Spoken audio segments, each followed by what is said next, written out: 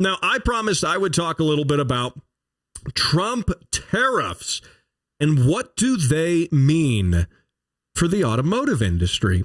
And you may have watched Trump's address to the joint session of Congress and saw the part where he mentioned the automotive industry. He said, we are going to build back the automotive industry and we're going to make it American. He said that that's what we're going to do.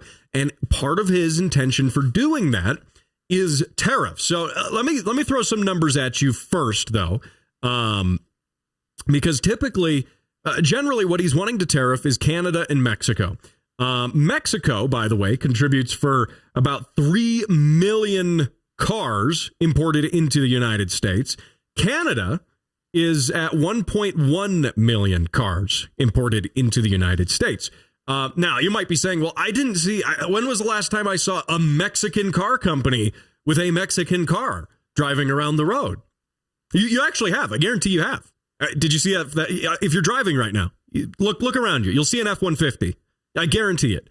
Yeah, it's made in Mexico.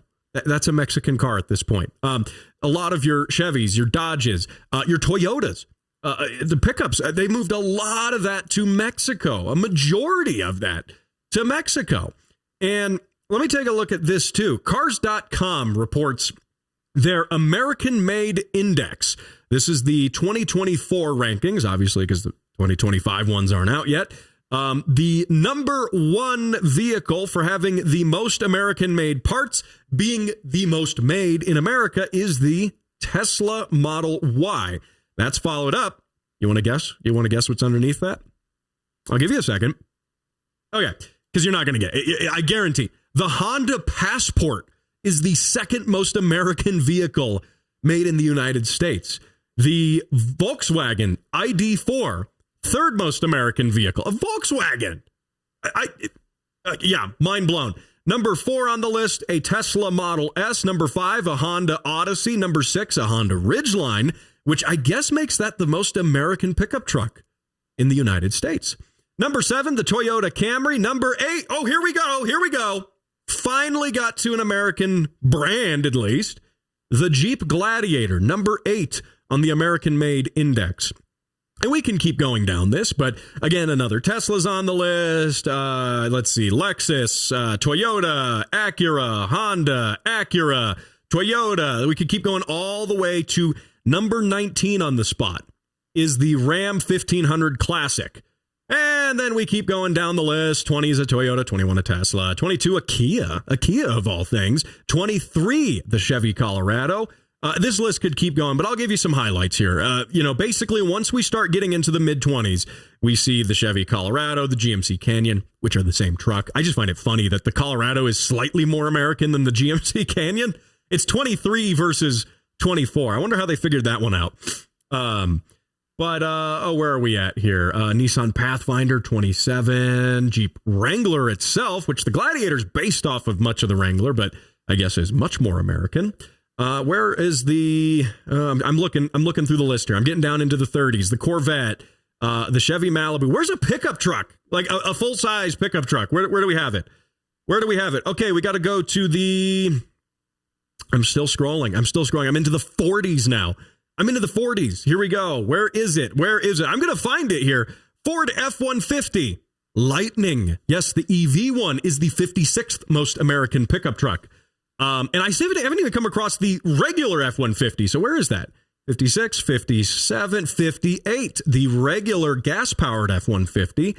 Oh, and let's keep scrolling. Let's keep looking on here. The Ford F-150 Hybrid, 75th most American.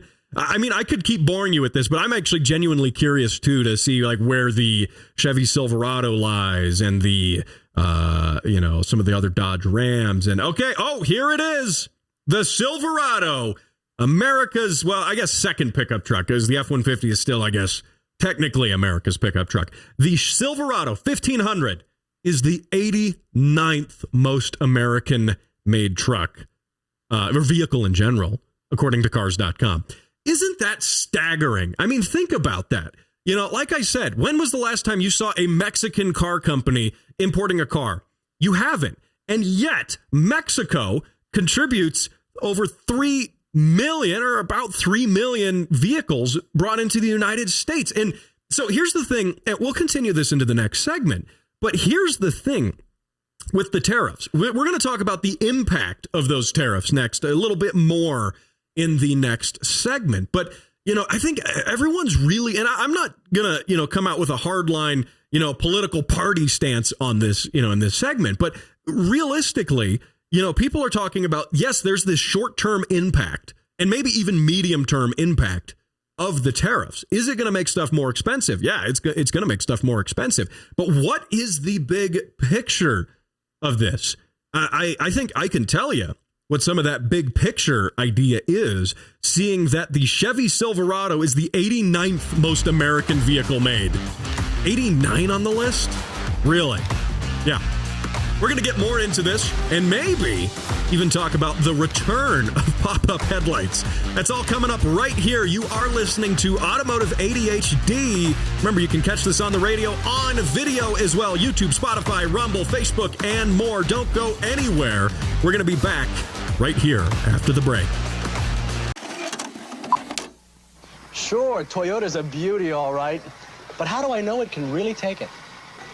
You asked for it. A demonstration of Toyota toughness. Toyota trucks are built tough with a rugged steel frame to handle stress, a tough steel bed to handle up to 1,100-pound payload, and a 5-speed overdrive transmission that helps save wear and tear on the biggest displacement engine in its class. If you can find a better built truck than Toyota, buy it. Quality.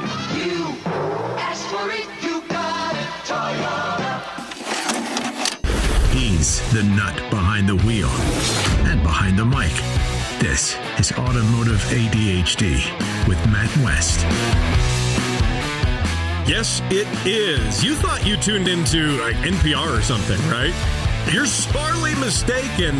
That's for sure. You've tuned into the #1 car show on the airwaves out here, the only car show on the airwaves, technically. So I win by default.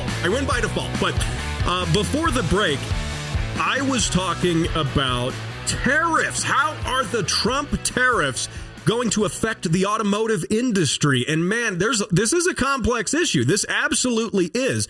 But if you're just tuning in now, I was making the point, according to cars.com and their American-made index, the Tesla Model Y is the most American-made vehicle. Everything from the actual production process to the parts sourced within it. We'll get more to that.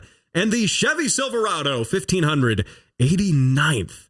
And between all of that, tons of Hondas, Toyotas, Volkswagen, come on.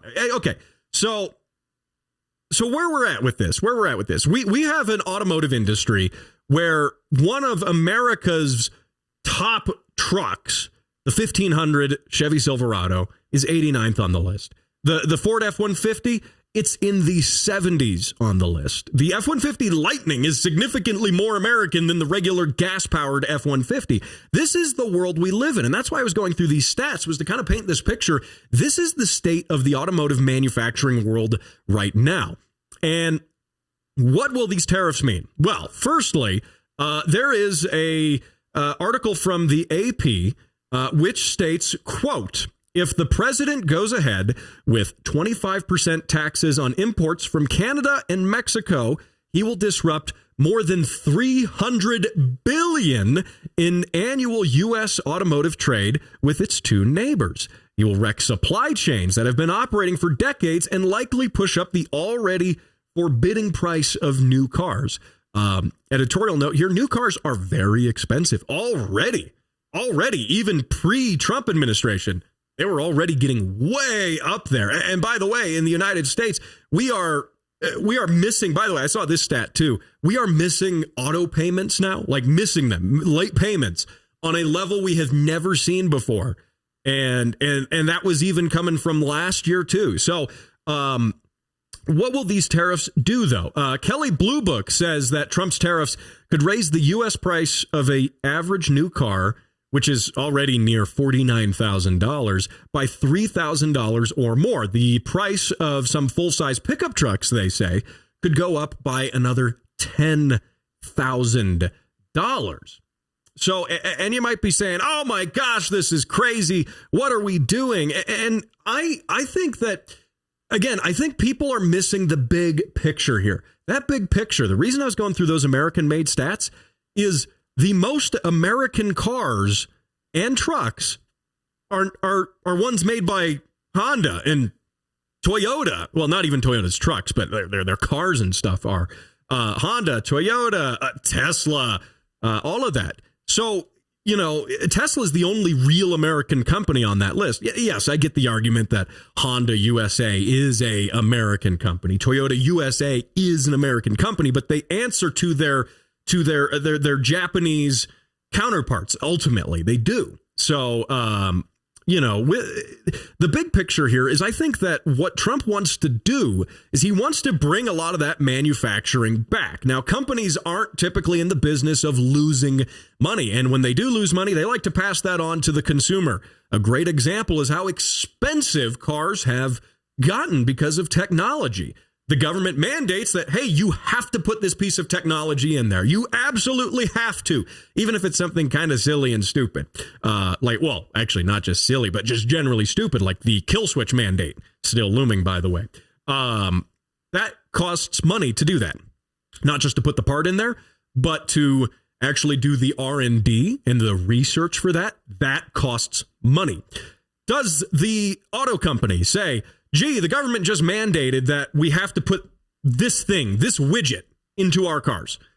Are we just going to absorb that cost? I guess we just have to absorb the cost. No, they don't. They just raise the cost of the car to the consumer. And yes, is that going to happen? Manufacturers are going to have to pay more for parts. That's another part of this. The supply chain aspect of this that I haven't touched on yet is all of these cars. That American-made index, by the way, factors in where the supply chain for the parts from those cars comes from as well.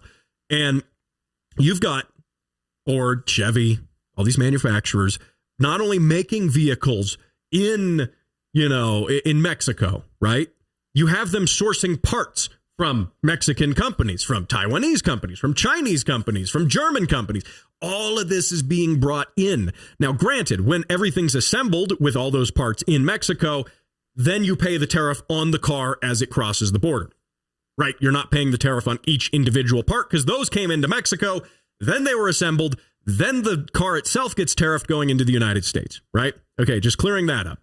Now, granted, even if you bring manufacturing in the short term into the United States, you say, hey, Ford, Chevy, Dodge, we are all going to open up new plants here. We're going to put billions into new manufacturing here. Great. That's going to create a lot of American jobs. But even in the short to middle term, I would say, the medium term, if such a thing exists, you're going to have increased costs from the parts that are still coming from China, from Taiwan, from Europe, from wherever, right? So the idea here, too, is to incentivize manufacturers to then bring some of those parts in-house or at least start using American suppliers.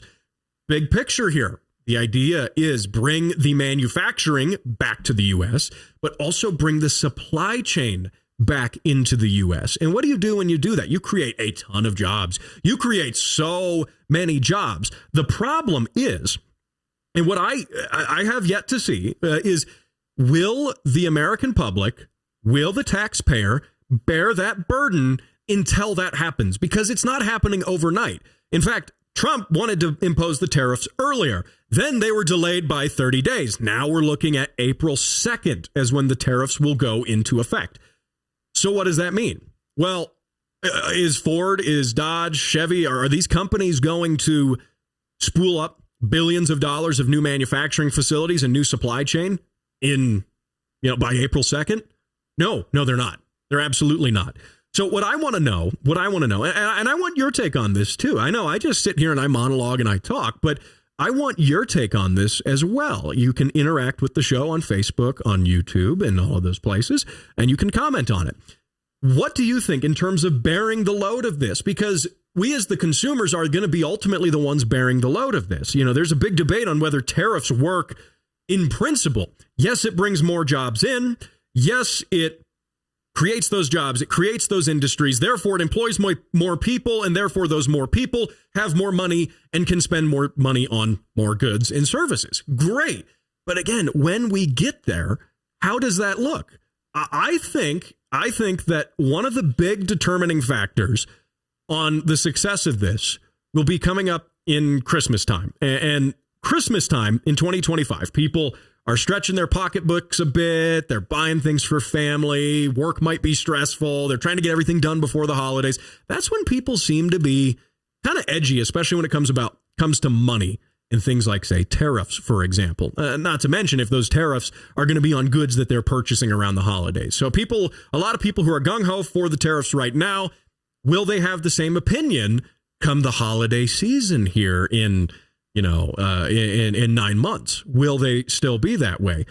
I don't know. What does this mean? Like, if you don't want to pay these tariffs, a great option right now is to buy used or certified pre-owned. That's a great option right there. I bought my 2024 WRX certified pre-owned with 700 miles on it for 10 grand under sticker, basically. That was a great deal. Those used cars are going to be less affected by that. Now, the used market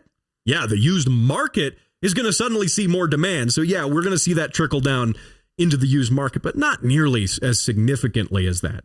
Long term, I think the tariffs are not a bad idea long term. Again, we're bringing that manufacturing back. We're going to change that landscape and have American companies employing American people, making American parts, making American cars. Great. But can we sustain the cost of that until then? That is yet to be seen, but let me know your thoughts. The silver lining here is the Dodge Charger EV, which is made in Canada. Maybe fewer of those will get made. I don't like that car, if you haven't noticed. It's not a muscle car. Let's get rid of that, or at least make it here in the United States. So, hey, you're listening to the Automotive ADHD show. We're going to talk about pop-up headlights on the bonus edition of the show. That's right here on the podcast after this.